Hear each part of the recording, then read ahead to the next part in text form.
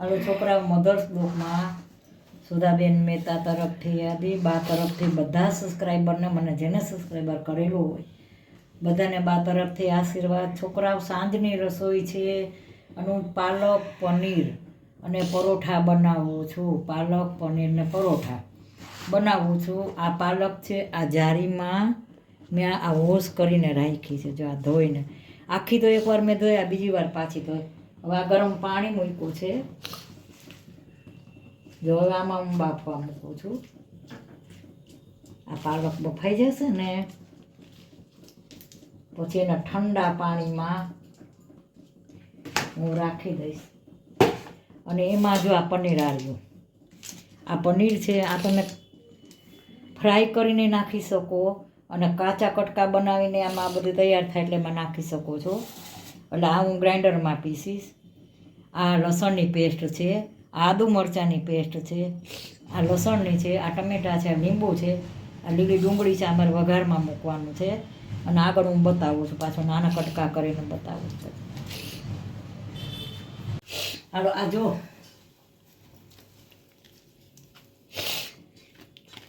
આ છે ને, આ બરફવાળું પાણી છે, ઠંડુ પાણી, ઠંડુ બરફવાળું પાણી છે. એટલે આમાં શું કલર જળવાઈ રહે. તમે આમાં સાકર ન ખાય, પણ અમારું એક બાબુ સાકર નથી ખાતું ને, એટલે મેં સાકર નથી નાખી. બસ હવે હું હમણાં 5 મિનિટમાં ઠંડા પાણીમાં નાખ્યું ને, જો કલર જળવાઈ રહ્યો ને, અને એવી છે ને જલ્દી ઓલી થઈ ગઈ. હવે આમાં હું છે ને આ મરચાં નાખું છું. હવે હું આ ગ્રાઇન્ડરમાં પીસી નાખું છું. આ ગ્રાઇન્ડરમાં પીસીને પછી આગળ બતાવું. જો હવે આ છે ને, આ પનીર છે ને બહુ નથી તળ્યું, બહુ તળો ને તો ચવડ થઈ જાય. એટલે આ પનીર થોડું ફ્રાય કર્યું છે. અને આ કોથમરી છે. અને આ જો બાફીને તૈયાર ગ્રાઇન્ડરમાં. અને હવે હું વઘાર કરું છું.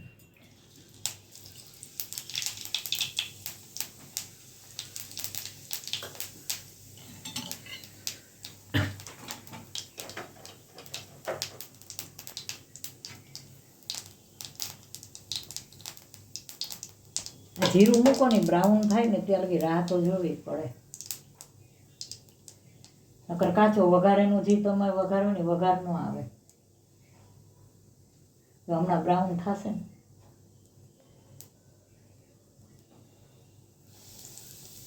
આ હિંગ નાખી મેં.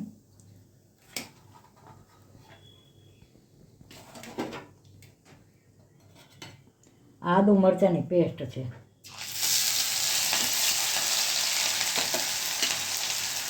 આ ડુંગળી છે, આ ડુંગળી નાખી મેં. આદુ મરચાંની પેસ્ટ નાખી.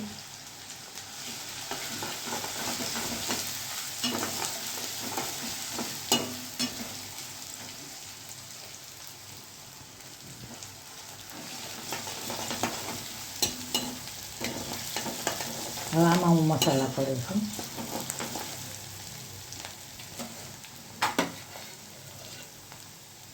આ છે ને લસણ છે.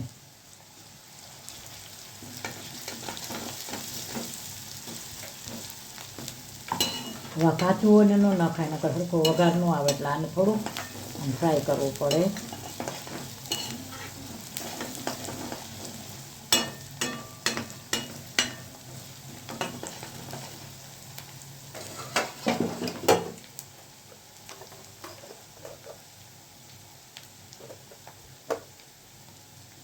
હવે જ નાખો હળદર.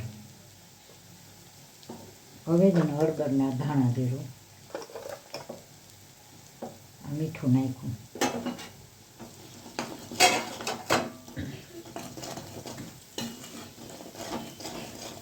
આ બધાની છે ને રીત અલગ અલગ હોય. હું તો મારી રીતે જોઈને નથી કરતી. મારી રીતે મને યોગ્ય લાગે એમ કરું છું. મને આમ ફાવે. આ ટમેટાની પ્યુરી છે.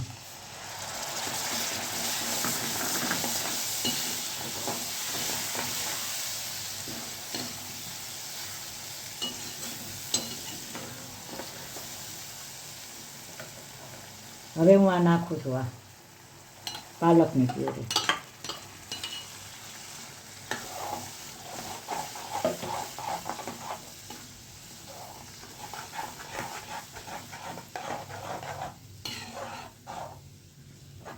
હવે આને છે ને થોડુંક ઓલું આમ ખદખદે ને ઉકળવા કહેવાય એવું થવા દઈશ. થોડુંક ખદખદ આમાં લીલા મરચાં મેં નાખી દીધા છે. હવે થોડુંક ઉકળે ને પછી આગળ બતાવું. થોડુંક આમ ચડવા દઉં. મસાલા બધા નાખે છે ને થોડુંક લીંબુ નાખીશ. બહુ નહીં પણ થોડુંક નાખું એટલે સરસ બેલેન્સ જળવાઈ રહે. હવે આમાં હું છે ને પનીર નાખું છું.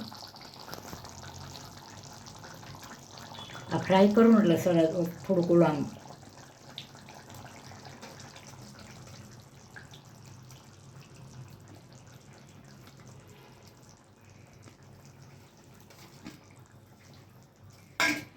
થોડુંક મેં એવી રીતે પનીર કર્યું છે ને થોડુંક મેં આવી રીતે કર્યું છે. એટલે આવું હોય ને તો છોકરાને મજા આવે. થોડુંક મેં ક્રશ કરીને કર્યું.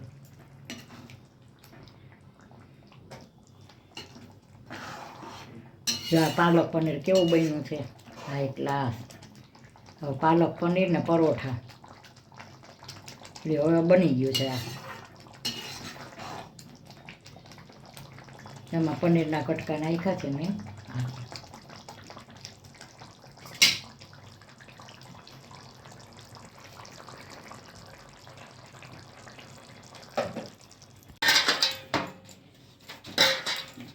હાલો જ્યાં પરોઠાનો લોટ બાંધ્યો છે મેં.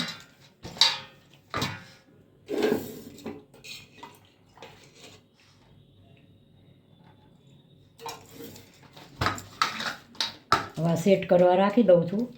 પછી આને હું પરોઠા બનાવીશ. 10 મિનિટ આને ઢાંકીને રાખી દઈશ. 10 મિનિટ ઢાંકીને રાખી દઈશ પછી પરોઠા બનાવીશ.